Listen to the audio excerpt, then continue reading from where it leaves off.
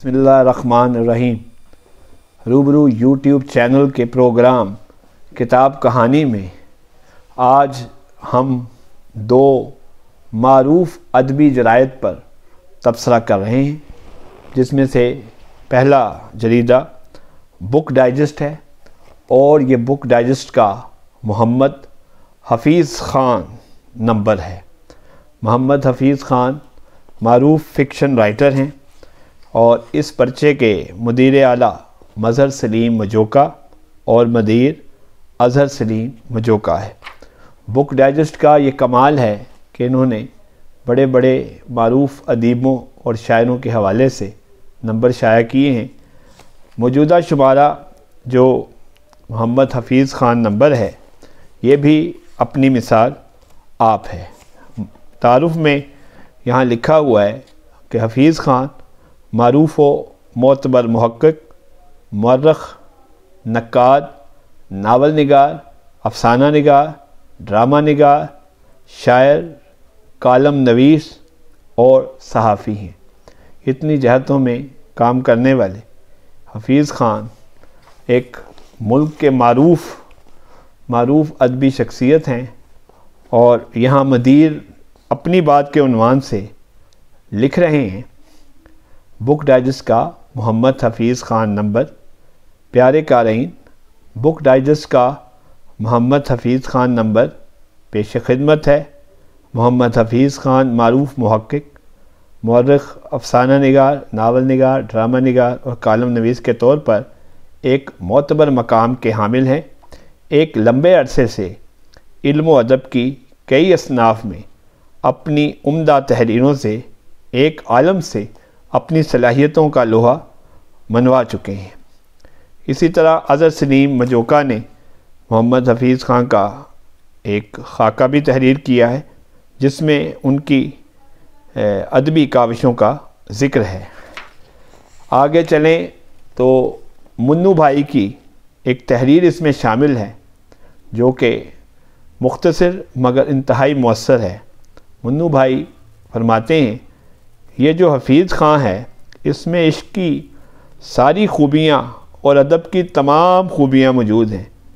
عشق نے اسے ماں بولی سے پیار سکھایا ہے، اور ادب نے ایسے موضوعات دیے ہیں جو محض ماں بولی تک محدود نہیں رہنے چاہیے۔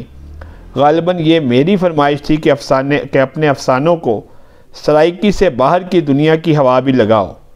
خواب بے شک اپنی مادری زبان میں دیکھو، مگر ان خوابوں کو زیادہ سے زیادہ آنکھوں تک لے جانے کا اہتمام بھی کرو۔ ڈاکٹر سلیم اختر کی رائے بھی اس میں شامل ہے۔ منشا یاد کا بھی ایک مضمون اس حوالے سے اس نمبر میں شامل ہے، اور محمد حمید شاہد کا ایک مضمون ہے، وہ افسانے جو ایک مرد ہی لکھ سکتا تھا۔ یہ بھی حفیظ خان کے لیے لکھا ہوا ہے، اور بہت سی تحریریں اس میں حفیظ خان صاحب کو خراج تحسین پیش کرنے کے لیے شامل کی گئی ہیں۔ آگے چلیں تو ڈاکٹر رؤوف امیر کا ایک مضمون ہے: حفیظ خان کے افسانوں میں بنت اور معنویت۔ یہ بھی ایک شاندار مضمون ہے جو کہ ڈاکٹر رؤوف امیر نے لکھا ہے۔ اس کے علاوہ شمیم عارف قریشی حفیظ خان کی کہانی کے عنوان سے اس شمارے میں تحریر فرما رہے ہیں۔ اس سے آگے چلیں تو ہمیں اس میں اور بہت کچھ ملے گا۔ یہ ایک طویل مضمون ہے، اور آگے چلیں تو علی تنہا فرما رہے ہیں: حفیظ خان کے افسانوں کی معنی آفرینی۔ اس شمارے میں اور بھی بہت کچھ ہے۔ مبصر ہیں ڈاکٹر بی بی امینہ انواسی از محمد حفیظ خان۔ انہوں نے بھی حفیظ خان صاحب کو خراج تحسین پیش کیا ہے۔ نجیب جمال ناول کرکناتھ ایک جائزہ کے حوالے سے تحریر فرما رہے ہیں۔ یوں عامر حسینی ہیں اس شہر خرابی میں کے عنوان سے تحریر فرما رہے ہیں، اور بہت سے لوگ ہیں۔ یوں بک ڈائجسٹ کی یہ ایک عمدہ کاوش ہے کہ انہوں نے ایک جینوئن رائٹر کو خراج تحسین پیش کیا ہے۔ آپ بھی یہ رسالہ حاصل کریں اور اس کا مطالعہ کریں تاکہ آپ حفیظ خان صاحب کی شخصیت سے اور ان کے فن سے آگاہ ہو سکیں۔ آج کا دوسرا رسالہ جنوری 2021 کا ماہنامہ ارزنگ لاہور ہے۔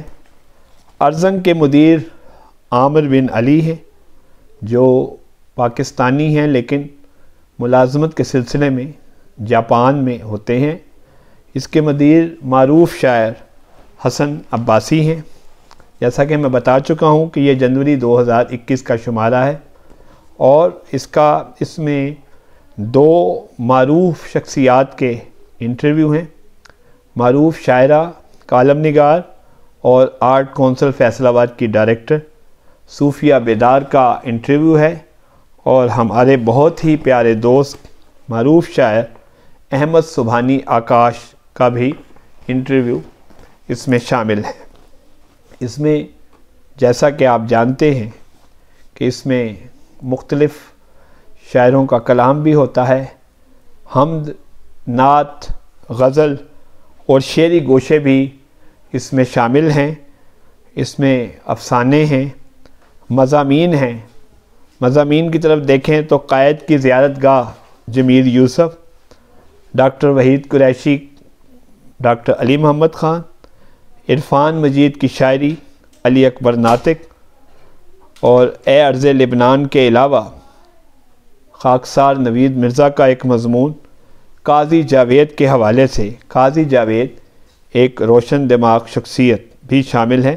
اس کے علاوہ عامر بن علی کا مضمون، منیر نیازی کی بزلہ سنجی بھی خاصے کی چیز ہے، اور جدید غزل کا موضوعاتی مطالعہ، جدید موضوعات پر لبنہ صفدر کا ایک بہت اعلیٰ مضمون بھی اس شمارے میں شامل ہے۔